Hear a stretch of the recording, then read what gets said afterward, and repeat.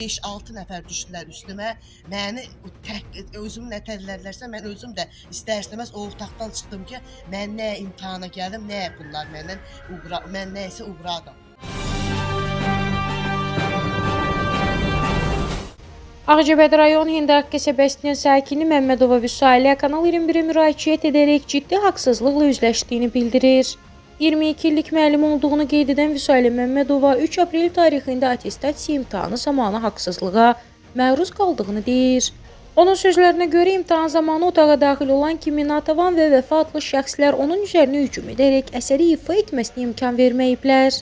Vüsaliyə Məmmədova baş verənlərin araşdırılması üçün imtahan zalındakı kameraların görüntülərinə baxılmasını və ədalətli qərar verilməsini xahiş edir. Daha ətraflı vətəndaşın öz dilindən dinləyək. Mən Məmmədova Vüsaliyə İbrahim qızı, Ağdam rayonunda anadan olmuşam. Ağcabədi rayon Hindaq qəsəbəsində yaşayıram. 22 ildir həmin musiqi məktəbində fəaliyyət göstərmişəm. 13 aprel tarixində attestasiya imtahanına bağlı məni ora müəllim kimi dəvət edildi. Mən orada imtahan keçirmişəm. Ona baxmayaraq mən orada uğursuzluğa uğramışam. Orada girərək Natəvan xanım məni içəri daxil olaraq mənim öz vəzifəmdən, öz bildiyim müəllimlik hüququmdan, bildiyimdən başqa mənə qeyri-qanuni orada suallar verib, 14-13 saat dərsim olmağına baxmayaraq, məni 36 saatdan bu adam orada ittiham edərək məni otaqdan çıx vaxtım bitərək məni qovaladılar otaqdan. Mən xahiş edirəm, bu kameralar açılsın, mən özümə, biliyimə güvənirəm. 22 ildə müəllim təhsilim var, yəni özümə güvənli girmişəm içəri, heç bir həyəcan olmadan, özləri də gördülər ki, nətər güvənmişəm, bir-iki suala da cavab vermişəm, dedikləri suala. Amma haqsızlığa uğramışam. Orada 13 saatim olmağına baxmayaraq, onlar 36 saatla məni təhqiramiz üzümə duraraq, mən orada bir heylə dedim ki, mən o saatdan mənim xəbərim yoxdur ümumiyyətcə, onlar məni təhqiramiz. Özümü mənim 5-6 nəfər düşdülər üstümə, məni özümü nətərlərlərsə mən özüm də istər-istəməz o otaqdan çıxdım ki, mən nə imtahana gəldim, nə bunlar mən nəyisə uğradım. Mən sadəcə orada özlərinə də dedim ki, məni başqa da öz sənətimlə mən bura gəlmişəm, çalmağımla, oxumağım, özümə də güvənli bir müəlliməyəm. 22 ildir yaxşı da bir müəlliməyəm, savadlı müəlliməyəm, öz savadıma da güvənərək o otağa daxil olmuşam. Sadəcə onlar mənim güvənsizliyimdən istifadə ediblər, onlar əsərimi çalmağa ümumiyyətcə imkan vermədilər.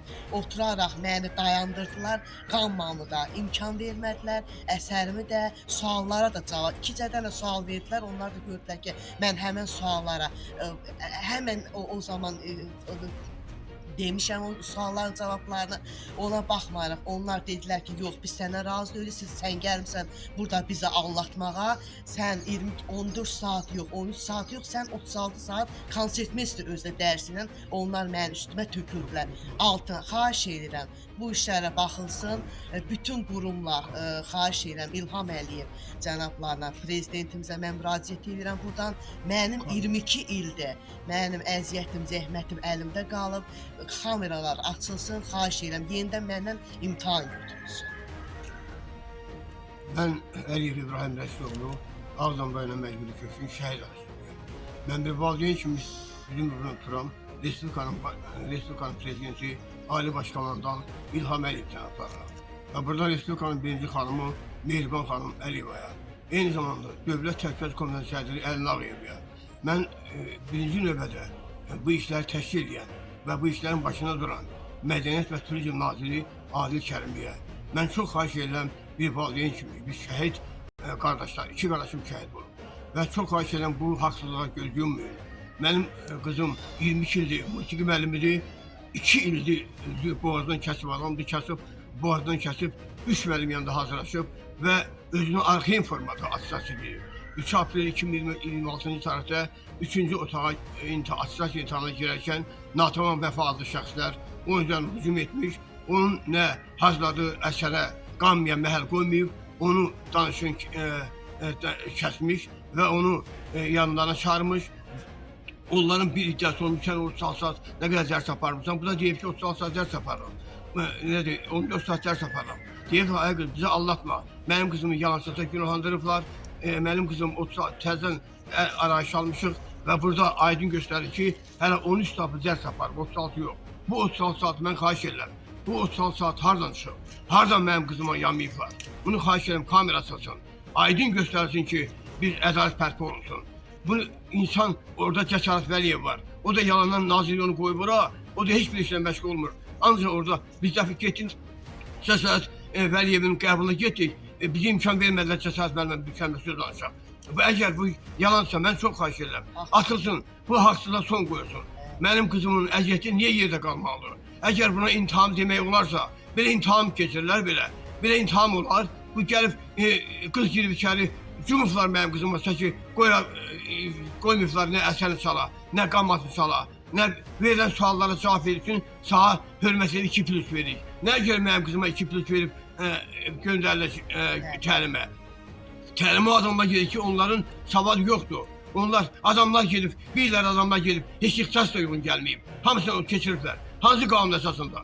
Bu qanun var. Əgər qanun qayda varsa, xahiş edirəm, bunu dəqiqlə araşdırın. Ədalət öz yerini alsın.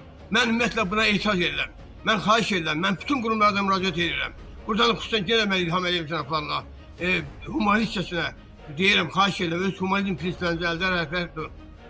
Siz həmişə deyirsiniz ki, qaçqın şəhid arzularına hörmət bizim vəzifəmizdir. Çox xahiş edirəm. Bunu başa düşən orada yoxdur. Mədəniyyət Nazirliyinə göstəriş verilsin, təzdən açılsın, kamera açılsın və bizim orada haqqımız bərpa olunsun. Sonda Kanal 21 olaraq onu da bildirək ki, səsləndirilən fikirlərə görə heç bir məsuliyyət daşımırıq və qarşı tərəfin də mövqeyini işıqlandırmağa hazırıq. Kanal olaraq ictimailəşdirmək bizim işimizdir. Tədbir görmək və ümid isə aidiyyəti qurumlara və Allaha qalır.